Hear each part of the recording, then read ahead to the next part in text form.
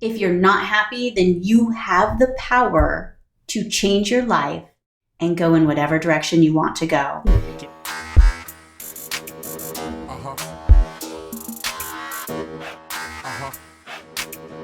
Hey, welcome to Smart AF. I'm your host, Torie Mathis. We have got a great show for you today, so let's get started. Hey, what's up, guys? It's your host, Torie Mathis, here with the husband, Sean Mathis, the one, the only. Hello. So we were talking the other day about the fact that there are people that believe that you should stay at a job forever, even if you're not happy about it. And I think that though this may have been the case, I don't know, like 50 years ago? Back when you had really good pensions, I think. Yeah. It kind of made sense to stay there because you were going to have a fantastic pension when you retired. But those days are all but over. I really think that if you are not happy at the job that you're at, figure out how to move on. Life is way too short to stay in a job that you don't like. Even if maybe you had a plan that you thought that was what you were supposed to do, or you thought it was going to be great, so you feel like, you finally got there, so you should stick it out. I think that's bullshit. Yeah, I was at Pepsi for 7+ years. Started as a merchandiser. And then went into the maintenance department and stayed there. And I mean, it was a cush job. 4-day work week, 3 days off, drive around in my own pickup truck. Made decent money even. It was pretty good money for what I was doing. But I was bored and miserable. I mean, it was boring. It wasn't challenging me at all. I mean, everything that I was doing, I could do with my eyes closed, and I'm the type of person that I can't do that. Yes, the money was good. I'd been there long enough. I was best at all the reasons you would stay. But we left. I quit, and we actually moved out of the state. We decided that just wasn't what we wanted to do. Where we were at we knew that wasn't the plan. I don't think so. We ended up moving to Idaho, and I don't think that we knew that was the final destination. But we had a 1-year-old, and we knew that we needed some change, and that where we were at wasn't what we wanted. So Sean quit,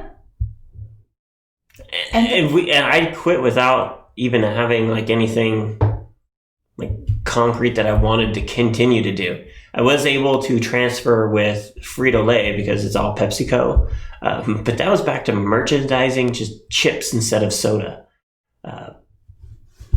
which sounds like it'd be easy, and it was. But man, did I go backwards. I was absolutely miserable doing that. But that's okay. If you have to make a change and you have to be uncomfortable for a little while, that is okay. But that doesn't mean that you had to stay in that job forever. Sean got there, didn't like it, and what did he do? He looked for something else. And that is okay. Well, I looked the whole time. When we went, I had a goal to try to get hired to do something specific. And I wasn't able to do it until we were actually there, and I had the ability to transfer and have a job. And so that's kind of the reason why that kind of scenario played out there. But eventually I got the other job, and I was there for 3 years. I became a police officer, and enjoyed that for as long as I could do it until I physically could no longer do it. Sean ended up hurting his back really bad, had to have back surgery. I ended my law enforcement and military career at the same time. In the military career, that was 11 years. It's fine now. And that brought us to being able to move across the entire country. And I started another job, which was awful. I mean, it was terrible. I absolutely hated that job. You know what, though? But you had an expectation that it was going to be a great job. And when you got there, it wasn't what you thought. No. So then I go try to get another job, and I interview for it, and the guy's like, "You're overqualified for this. What are you doing?" And I'm like, "Dude, I need a job. I just moved my family across the country. The job that I had didn't work out, so here I am. I'll do whatever I need to do, and I still get me up to page, and I'll be a manager or whatever the case may be. But what's funny about that is that job didn't last very long either, because it's not what I wanted to do. Yeah. And even as a manager, it's not what I wanted to do there. The manager that hired me, though, wound up becoming one of our clients. And he went out on his own and got his own business. So that was cool, that connection from there. But then I wound up going back and working for Pepsi again, doing the same thing I had done 3+ years prior before. But now I'm doing it again for less money in a new area, overwhelmed with what's on my plate to do. And it wasn't what I wanted to do still. So you could look at all of this and be like, well, that's stupid. You shouldn't have moved. You should have stayed in the cush job first if you were just going to go around and, end up having. But you know what? That is what it took to get to where we're at now. Absolutely. We had to go through that. That's just how it had to be. During this whole time of us moving and Sean switching jobs and, trying to kind of figure stuff out, I was still a new entrepreneur at a lot of this, and a lot of it I was not making. Mom. Well, yeah, and I was a new mom twice during all of this. And you know what? We figured it out. And while you were a police officer, that was really great. You liked that. It was I thought that was going to be what you were going to do, and you know what? It didn't work out. But that's okay. We ended up figuring other things out, and that did open up the opportunity for us to move across the country. And we moved to North Carolina first, and I think we kind of could tell that that wasn't where we were meant to be. We're in Georgia now, and it feels like home. This feels like where we're supposed to be. We moved a lot, you guys. It really, every 2 years. the path that led us to Georgia was only because I no longer worked for Pepsi again. I ended that career. And we just wanted to live on a lake. And it was on a map, that one's on a lake. Yeah. Once Sean stopped working for Pepsi, it was finally done. And so he was going to quit and break it forever, was going to come and work look for another job. No more job. This was Sean's break free finally from it. We weren't tied to anything anymore. So his story that he tells, literally, let's find a lake to live on. We want to live on a lake. It just happened to be the house that was in Georgia. Lake Hartwell is where we moved to. And that's not where we're at now, you guys.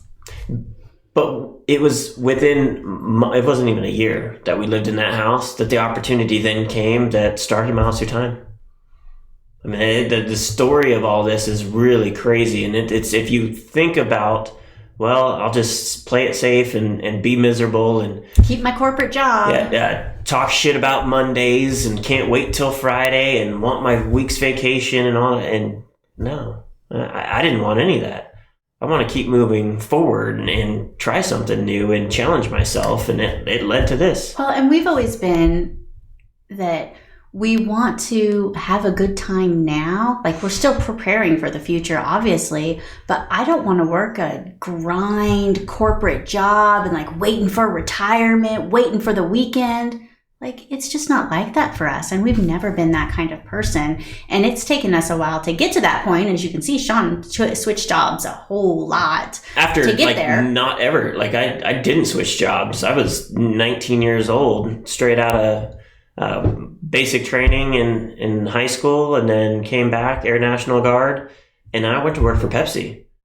And I was there for years before going, okay, well, it's no longer challenging. Management wasn't an option unless I was going to move somewhere I didn't want to move. And even then, is that really still what I wanted to do? And the answer was no. But there were people that told you were stupid for not just keeping your good job. You should have just shut up, keep your job. You're going to have a pension. You're going to retire. You can ride this out to the very end. What's funny is those same people are absolutely miserable in their current positions. They make decent money. One could probably make even more money if he just left and did something else and wasn't miserable. But they're scared. That's not how I want to be. I always think that if any type of position that you're in, whether it's the job that you're in, the relationship that you're in, the house that you're in, the city that you're in, like if you're not happy, like do that first step to make a change, like whatever it's going to be, because you don't have to stay where you're at. And we don't recommend like going into your boss and being like, fuck you, I'm out of here. I'm out of here. Stop paying on your house and go like, but plan. Like there's nothing that says you can't start applying for other jobs. Right. Get Start the other looking. job. Right. Figure out what else you might want to do and start seeing where that those other jobs You want to might move be. somewhere. Start looking there. What's available, and then take a trip. Go check it out and see if you even like it. Don't just say you can't do it. Right.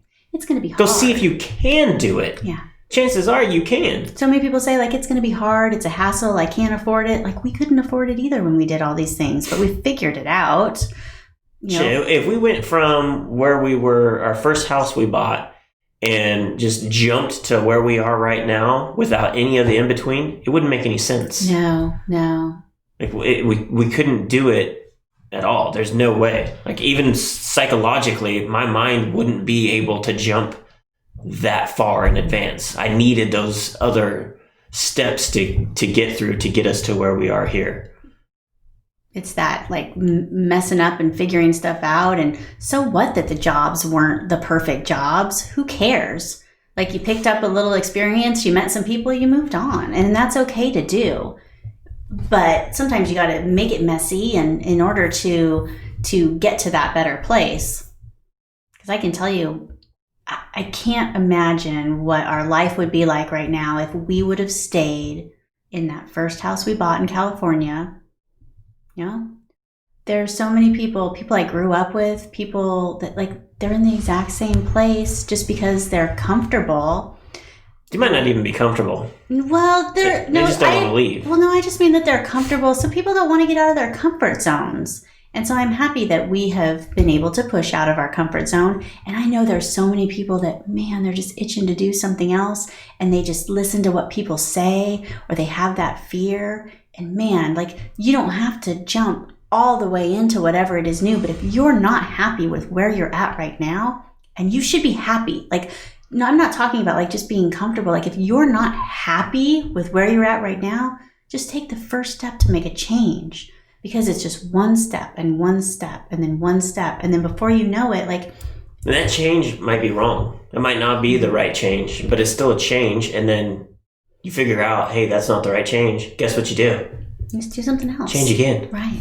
Keep changing until you hit the right one. Because all those changes aren't failures. Like Sean switching to all these different jobs, he didn't fail and fail. Like it's... Like, we don't think of it like that. It's just, it's what had to happen. All of our clients right now, they're not like, show me your resume. Show me all these jobs you left prior to becoming an entrepreneur. Who cares? Like, nobody cares. Like, we're so above and beyond that, like, people seriously were worried about Sean's resume. And what is your resume going to look like if you keep switching jobs? You know what? We're getting to a point where we don't care what the resume looks like. That's even the goal. If you're going to keep being employed by somebody and that is a valid concern of yours, explain it. That's not what brought me joy. That's why I'm here. That hopefully this is the right job for me, that I want to be challenged. Marie Kondo your jobs. This doesn't bring me joy. Right. I'm out of here. Right? Why not? Really, your whole life. If I was interviewing somebody and that was what they told me, like they didn't stick around and become a toxic employee, they were better for the company to leave, I would be more inclined to hire that person, hoping they fit in. And guess what? If they don't, I know they're going to leave. And so it's not going to be an issue. It's not like, hey, this person doesn't fit in with our climate of the company. So I'm going to have to fire them and go through all that hassle. I'll know they'll quit. And it's it's almost like a security blanket for the employer. But on the odds that they're a perfect fit and they become a model employee, that's a win. That's going to make more money for the company. Yeah, I don't think that employers really care that much in the end if they're trying to find somebody that's good for their culture. Like if they have a good culture, they're willing to go through people that are willing to go through to find the right culture. Like Now, if you get yourself fired that's over and over. Yeah, never ever am I saying quit your job and go run off somewhere. But if you're not happy, then you have the power to change your life and go in whatever direction you want to go. Give the 2 weeks notice and do all the proper steps. But yeah, do it still. Because that's the only way that you're going to, get to this point where your life does make you happy, that you do find joy. Because I think everybody has the possibility to not hate Mondays. Like, I hate that. There are things like my biggest pet peeves really is people posting stuff about how much they hate Mondays, people posting about how much they are waiting for the weekend, like, yay, it's Friday because my whole life sucks during the week, and that mommy needs a drink because her kids drive her so much crazy that she has to drink. Like, I hate those things, more than anything. Life is so much more than I hate Monday. If your life is a I hate Monday, then just start making a change because you don't need to live like that. Shoot, when I was working for somebody and Monday came around, I was like, all right, I start to get paid for my time again. Spent all this time on the weekend with family, not getting paid. What kind of garbage is this? Now I get paid all the time. Now you get paid all the time. And theoretically, never. Oh, the joys of being an entrepreneur, huh? Yep. So don't let people stop you. Don't let their chatter get in the way of your happiness, because in the end, it's you. You're with you. And those people don't matter. Honestly, whether they're your friends or your family or people you've known forever,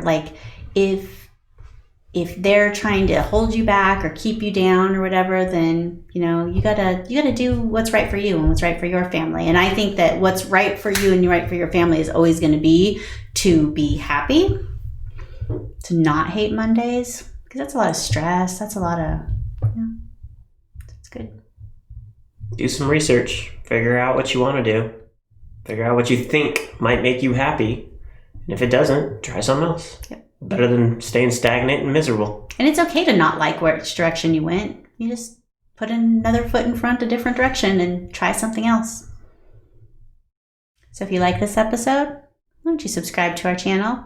Give this video a like. Subscribe to the podcast. We'd appreciate it. And we hope that we see you in the next one. Thanks. See ya. If you want to get smart tools to build your business, go to besmartaf.com.